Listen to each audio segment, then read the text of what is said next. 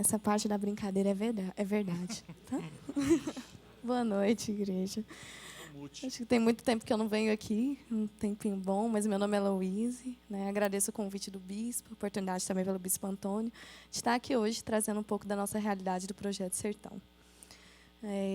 Eu estou em Janaúba já fazem 10 meses, agora em dezembro completa um ano. Eu mudei para lá no dia 20 de dezembro do ano passado. E, realmente, a missão dada foi exatamente essa. Fui enviada como missionário, mas não em tempo integral para a igreja, mas em tempo integral para a obra de Deus, que era para ser feita naquele local. Antes até de começar a falar de lá, eu trago uma saudação do pastor Nilson, da Ellen. Sente muita falta de vocês, saudade. Ele mandou recordação juntamente com ela. Abraços a uma igreja tão querida. Imagino que os adolescentes também sintam muita falta deles. Não tenham líderes melhores, mas a gente fica no coração, claro, de quem nos liderou por tanto tempo. E falando um pouco mais sobre Janaúba, para quem não conhece, eu já deixo um pedido para conhecer a cidade, conhecer as outras igrejas do projeto. E lá é uma cidade, considerando todas as outras, uma cidade um pouco maior, tem 80 mil habitantes, fica perto de uma cidade já um pouco mais desenvolvida, que é chamada de Montes Claros. Então, concentra um pouco mais de atenção, de certa forma, em Janaúba. Nós tivemos, recentemente, no mês de setembro, bem no final, uma comemoração do aniversário da igreja. E o interessante dessa comemoração é que nós fizemos o nosso primeiro batismo. E mesmo com uma pandemia, nós conseguimos realizar um batismo para a honra e glória do Senhor Jesus. Foram batizadas 12 pessoas. E 12 pessoas que não conheciam a Jesus, que não estavam em igreja. E desde esse tempo que nós chegamos, em dezembro, foram pessoas que foram alcançadas através de visitas, através de momentos de oração, momentos de ajuda. E nós vimos a obra de Deus acontecer em meio a essa pandemia. E lá na igreja, além de mim como missionária, tem os outros missionários, que é o Pablo, a Bárbara, que foram enviados pela Nova Vida do Éden, do pastor Glaucio, que também mandaram um abraço para vocês, que também tem desenvolvido esse trabalho. E esse trabalho que a gente faz como igreja, ele é conciliado também com a saúde. No caso, com a minha profissão, eu sou médica responsável pela atenção básica da parte de Covid e da parte de internação hospitalar. Tirando a UTI, a gente conseguiu alcançar um número maior de pessoas em meio à pandemia. E a gente tem até alguns testemunhos, né? Todo missionário que vem tem que contar uma história, né? E, recentemente, enviaram uma senhora para a unidade, porque lá toda pessoa com gripe é atendida em um único local da cidade. Enviaram essa senhora com uma queixa de diarreia, como suspeita de coronavírus. E, conversando com essa senhora, na verdade, ela não tinha nada de coronavírus. Ela estava passando fome. Né? E encaminharam ela para lá. Ela perdeu o marido dela tem pouco tempo, ela tem 40 anos, um filho de 20 e um outro filho de 18 anos. E, conversando um pouco com ela, ela me disse que não tinha mais nada para comer em casa e que não saberia o que fazer. E todos os sintomas dela, na verdade, era mais por um quadro emocional, pelo que ela estava sentindo. E eu lembro que, quando a gente terminou a consulta, que ela saiu do consultório, eu peguei o telefone e liguei para o pastor Nilson. Falei, pastor, o Nilson todo mundo conhece, está sempre à disposição. E aí a gente começou a acompanhar essa família. Ele levou uma cesta básica naquele mesmo dia na casa dela e realmente não tinha nada para eles comerem. E, conversando um pouco mais com ela e com os filhos, a gente pôde ver que aquela família estava passando por um momento muito mais difícil e profundo do que a gente imaginava. Né? Todos desempregados, sem nenhuma fonte de renda, a não ser o auxílio emergencial, mas para custear 3 pessoas. Né? Então, a gente viu que o problema era muito mais fundo. E hoje a gente tem acompanhado, fizemos novos trabalhos com eles, levamos novos materiais, alimentos, roupas, e o filho dele, até com a nossa ajuda, conseguiu um emprego num dos supermercados da cidade. E a gente vê a boa mão de Deus ajudando nisso, porque foi através de uma consulta, de um encaminhamento, de certa forma, até errado, por um outro profissional, mas que, na verdade, Deus já sabia de tudo. Já sabia que seria através daquela consulta que a gente alcançaria mais uma família. E assim tem sido diariamente no nosso dia a dia em Janaúba. Teve uma outra situação também no hospital, eu lembro de chegar, abrir a porta do quarto de um paciente e ter um paciente possesso dentro do hospital. Né, que já tinha se passado por outros médicos, e, na verdade, eles achavam que era só um quadro psiquiátrico, mas, na verdade, fugia um pouco do quadro psiquiátrico. Então, a gente vê que Deus tem encaminhado todas as coisas naquela cidade, e a obra de Deus não parou em meio a essa pandemia. Muito pelo contrário. Eu digo que em Janaúba cresceu e muito, mesmo com tantas vidas afetadas ali. E é a respeito disso que eu queria conversar com você essa noite. Eu vou trazer uma breve reflexão, até porque foi solicitada às 17 horas da tarde. Mas eu queria que você meditasse um pouco na palavra de Deus. Gostaria que você abrisse sua Bíblia em 2 Coríntios, no capítulo 4.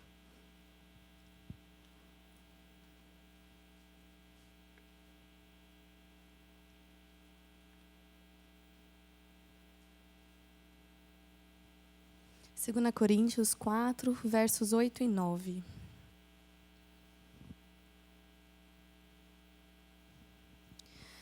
A palavra de Deus diz assim: em tudo somos atribulados, porém não angustiados, perplexos, porém não desanimados, perseguidos, porém não desamparados, abatidos, porém não destruídos.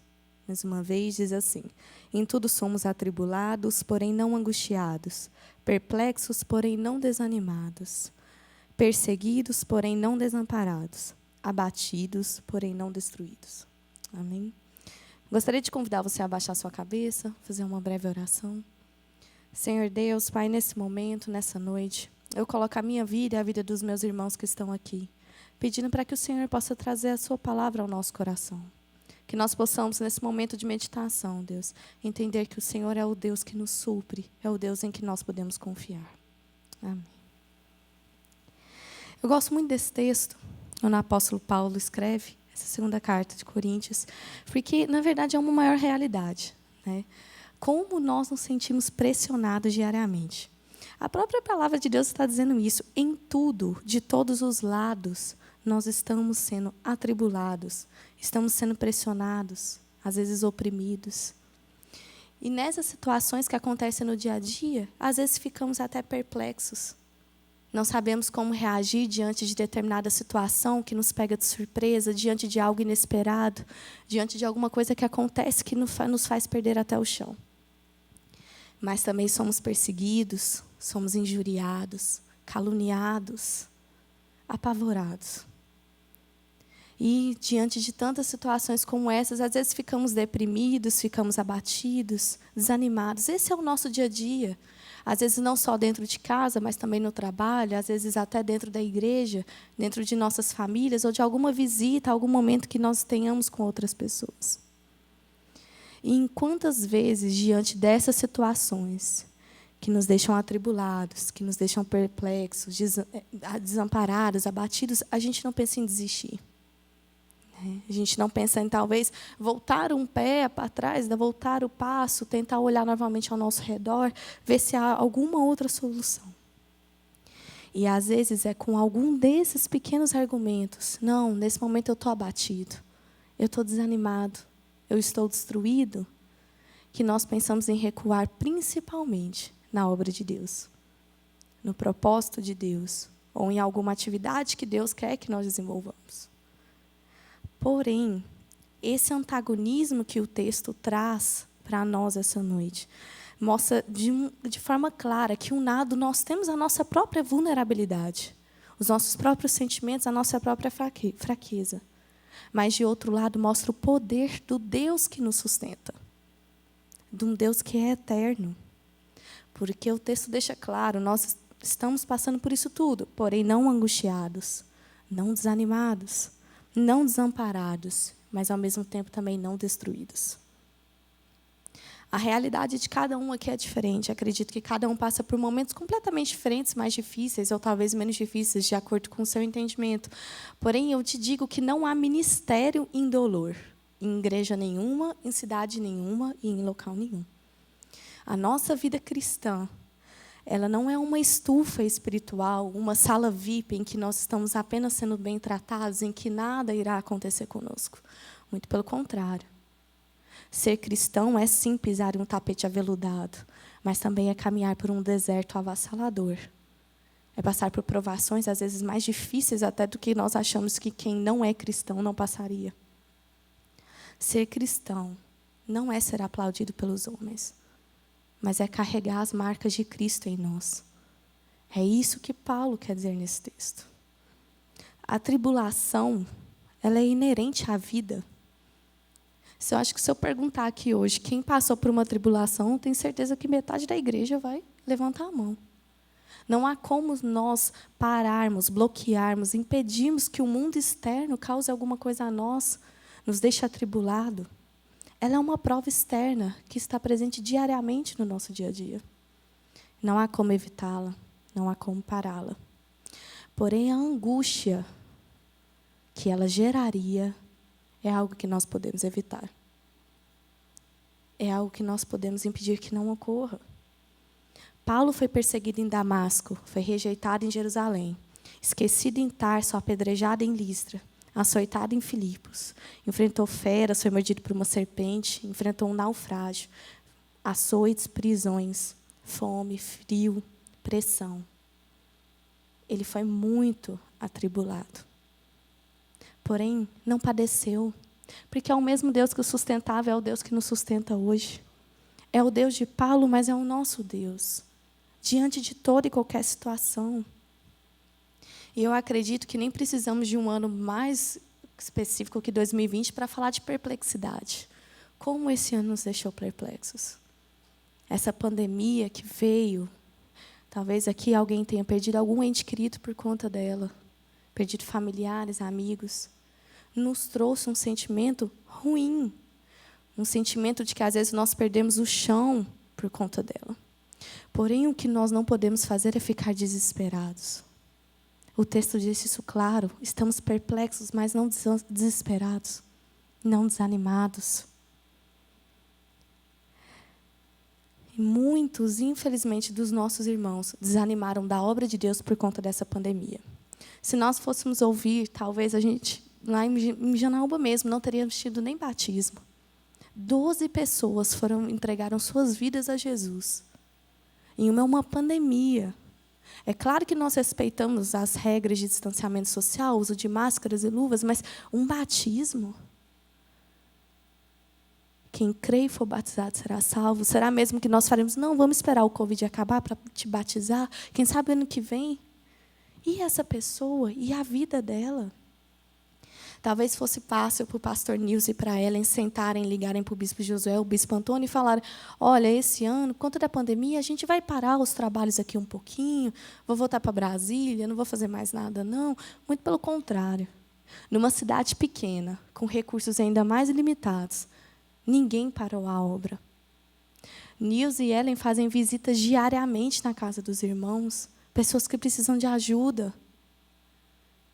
E isso não é quebrar medidas de precaução, medidas de higiene. Olha que eu preciso falar sobre isso e tenho uma responsabilidade enorme na igreja sobre isso. Porém, ali, o que eu vi é que a obra de Deus tem acontecido e ninguém adoeceu. Não que a presença da doença significa a ausência de Deus. Não, não é isso. Deus poderia permitir, sim, que alguém na igreja, mesmo fazendo visitas, adoecesse, mas não é isso. O que a gente vê é que a boa mão de Deus tem guardado, apesar de tudo. Apesar de toda perplexidade, nós não desanimamos na obra. Nós não abandonamos a obra. Nós não deixamos a obra para lá, por conta do nosso medo. E, às vezes, é o nosso medo que tem nos paralisado. Se o pastor Nilson, às vezes, tivesse ficado com medo dessa paciente que eu atendi, pensando, será mesmo que ela não está com coronavírus? E não tivesse ido na casa dessa mulher, será que ela teria comida ainda hoje? Às vezes eu poderia ter errado o diagnóstico, né? Achado que era só algo emocional, mas, na verdade, não, era Covid. O pastor Nilson estaria ali, estaria colocando a vida dele em risco, mas não. Porque nós sabemos do Deus que nos sustenta, o Deus que nos direciona, o Espírito Santo que fala, vá, cuide, vá, ame. Eu sou o Deus de todos os momentos que cuido de vocês. Perplexos, mas não desanimados. Não destruídos. O medo é capaz de nos fazer sofrer por algo que nem irá acontecer. E nem iria acontecer. Mas, principalmente, o medo nos afasta de cumprir a obra de Deus. Nos afasta de cumprir o propósito. Nos afasta de pregar o Evangelho. E, ao mesmo tempo, somos perseguidos. Cristão é perseguido, por onde quer que ele passa.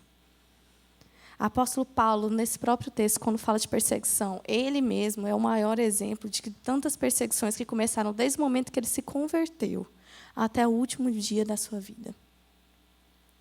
Ele não teve muitos momentos de alívio, foi perseguido tanto por judeus, mas também por gentios. Porém, ele jamais se sentiu desamparado. Nós estamos vivendo e iremos ainda sofrer perseguições diárias. Seremos mal falados, seremos apedrejados, traídos por quem amamos, caluniados. Porém, cabe a nós escolhermos o sentimento de nos sentirmos abandonados ou não. Porque o Deus que nós cantamos aqui essa noite é um Deus que jamais nos abandona. É um Deus que jamais nos deixa diante de tudo, diante de todos. Paulo foi preso em Filipos, depois de libertar uma moça de Satanás. Foi açoitado. E mesmo assim, cantava à noite. Louvores a Deus. Cantava e orava. Ele não se sentiu abandonado pelo Deus, mesmo passando por tamanha perseguição. E o texto falando sobre ser abatido. Acredito que, diante de tudo que nós já conversamos aqui hoje, realmente, às vezes nós estamos abatidos, porém não pereceremos jamais com o nosso Deus, que é um Deus santo, um Deus amoroso, um Deus que é eterno, que está desde o princípio e será até o fim. Um Deus maravilhoso, de tamanha graça, que com o apóstolo Paulo, mais uma vez, que enfrentou momentos desesperadores, acima de todas as forças, até mesmo na sua morte, quando foi levado para a guilhotina, ele não estava destruído. Porque ele diz, porque para mim o viver é Cristo e o morrer é lucro. Então, naquele momento que ele estava morrendo, era lucro, porque o viver já tinha sido por Cristo. Ele foi abatido, porém não destruído. Eu não digo que é errado, e nem de certa forma eu poderia dizer, nós virmos ao culto querendo uma restauração, querendo nos sentir um pouco melhor, pedindo para que Deus tire nossas tribulações, nossas perplexidades, nossas perseguições e nossas lutas do nosso dia a dia. Não é errado fazer isso. Porém, não pode ser isso que sustenta a nossa vida dentro de uma igreja. Não pode ser isso que nos sustenta dentro da obra dele. Deus cuida de nós, jamais nos deixará perecer. Porém, hoje é uma noite que eu queria te chamar a atenção para algo diferente. Para que talvez nós possamos pedir ao Espírito Santo no final desse culto que nos dê uma força, que renove o nosso espírito de forma inabalável. Para que nós possamos sim fixar os nossos olhos para o que não conseguimos ver, mas sabemos que Ele é eterno. Viver por fé e não só pelo que enxergamos. Que nós possamos colocar sim nossa esperança em Deus. Um Senhor que é autor da fé inabalável. Que nossos olhos possam estar sempre focados e fixos nele. E sempre confiando para que não sejamos nunca destruídos, desanimados. Mas que nós estejamos com um sentimento diferente. Que nós estejamos alegres por viver e caminhar na obra de Deus. Porque tribulações, perplexidades, perseguições virão. Porém, a decisão de mudar e de se não ficarmos angustiados, não nos sentirmos desanimados, desamparados e destruídos, é nossa. E a obra de Deus caminha conosco ou sem alguns de nós aqui. Mas é um privilégio participar dela. Não deixe que esse momento te afaste disso. Não deixe que esse momento te afaste de caminhar no reino de Deus. Eu queria te convidar a ficar em pé.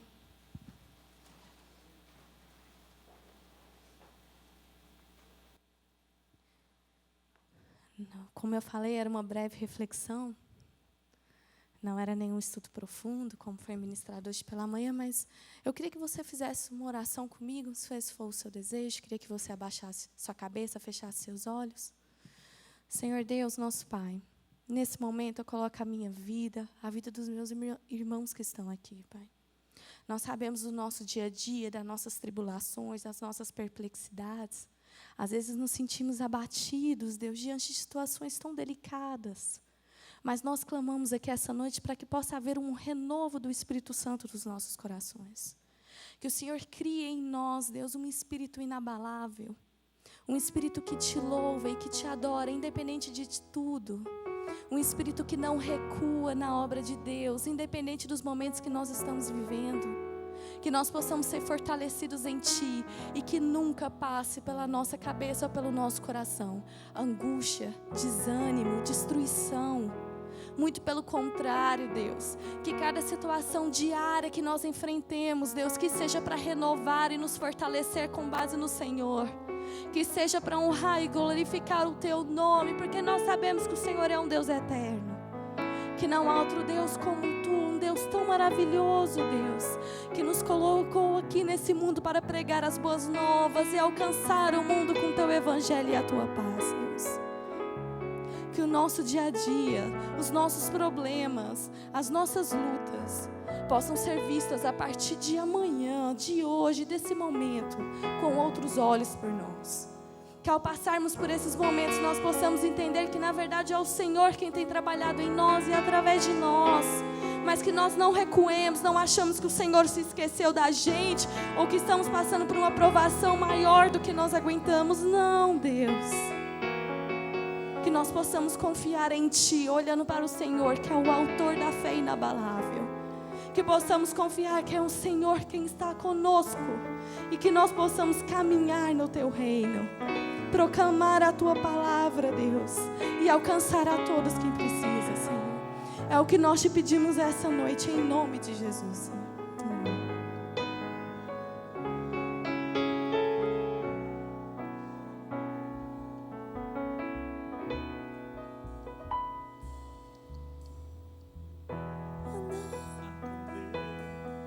Por onde Ele me levar, e o mais alto da colina alcançar, e mostrar o Seu amor aonde o mundo precisar, feito o sol do meio-dia a brilhar. Somente a luz do Teu olhar bastará para iluminar o meu caminho. Então será viver a cada passo com Jesus. Mas se a dor tentar mudar, Mas se a dor tentar mudar o caminho que escolhi, diga ao Senhor: eu vou segurar bem forte em Suas mãos. se é preciso, Se é preciso continuar, manter-se firme até o eu fim. estou bem certo, Estou bem certo que Ele tem guardado o que é melhor pra mim. somente a luz, Somente a luz do Teu olhar bastará para iluminar o meu caminho. Então será viver a cada passo com Jesus. sim, Somente a luz do Teu olhar bastará para iluminar o meu caminho. Então será viver a cada passo com Jesus. Pai querido, nós somos gratos a Ti pela Tua presença no nosso meio. Agradecemos porque é o Senhor quem faz a obra, seja aqui, ó Deus, seja no Projeto Sertão, nas cidades de Montalvânia, Carinhanha, Pitarana, Poções, Monte Rei, Juvenília, Janaúba. O Senhor tem feito, ó Deus, a Tua obra. O Teu cuidado tem sido real e constante. Pai, o nosso desejo é que o coração de cada um de nós aqui permaneça firmado em Ti. Deus, como foi ministrado, nada nesse mundo pode impedir o avanço do reino de Deus. Nem a morte, nem a vida, nem os anjos, nem os principados, nem as potestades, nem as coisas do presente, nem as coisas do futuro. Nada absolutamente pode impedir o avanço do Senhor. A Tua palavra diz: agindo o Senhor, quem impedirá? Deus, a nossa vida não está limitada nem mesmo à nossa própria condição, nem mesmo à nossa própria capacidade, porque o Senhor é capaz de levar cada um de nós além das nossas próprias limitações. Bendito seja o Teu santo nome para sempre. Continue despertando o nosso coração. Ó Deus, há sofrimentos outros que vão além da enfermidade. Há pessoas, ó Deus, especialmente nessas cidades que ficam mais distantes, que estão sofrendo, ó Deus, por coisas que vão além dos sofrimentos que estamos acostumados nas cidades maiores. Mas há um sofrimento comum a todo ser humano que está distante do Senhor. Há um vazio no coração. E é por isso que nos empenhamos em levar a Tua palavra, para que aquele que é o principal problema do ser humano possa ser resolvido, não com um remédio, não com a vacina, não com um tratamento, mas com a palavra de Deus, que é capaz de restaurar o coração do homem, que é capaz de transformar a sua vida por inteiro. Ó Deus, é por isso que essa igreja, por isso que nós temos nos empenhado, pela Tua misericórdia, e a Tua palavra diz: como ouvirão se não há quem pregue? E como pregarão se não forem enviados? Que a Tua igreja continue enviando homens, mulheres, jovens, ó Deus, para fazer a Tua vontade. Nunca é cedo demais, nunca é tarde demais para cumprir aquilo que o Senhor tem colocado sobre as nossas vidas. Espírito Santo de Deus, se o Senhor falar ao nosso coração, que o nosso coração não se endureça, mas que pelo contrário os nossos ouvidos estejam atentos à Tua voz. Que a graça do nosso Senhor Jesus, o amor de Deus e as eternas consolações do Espírito Santo sejam sobre nós e sobre todo o povo de Deus espalhado pela terra, hoje e sempre. Amém e amém. Que Deus abençoe a sua vida rica e abundantemente.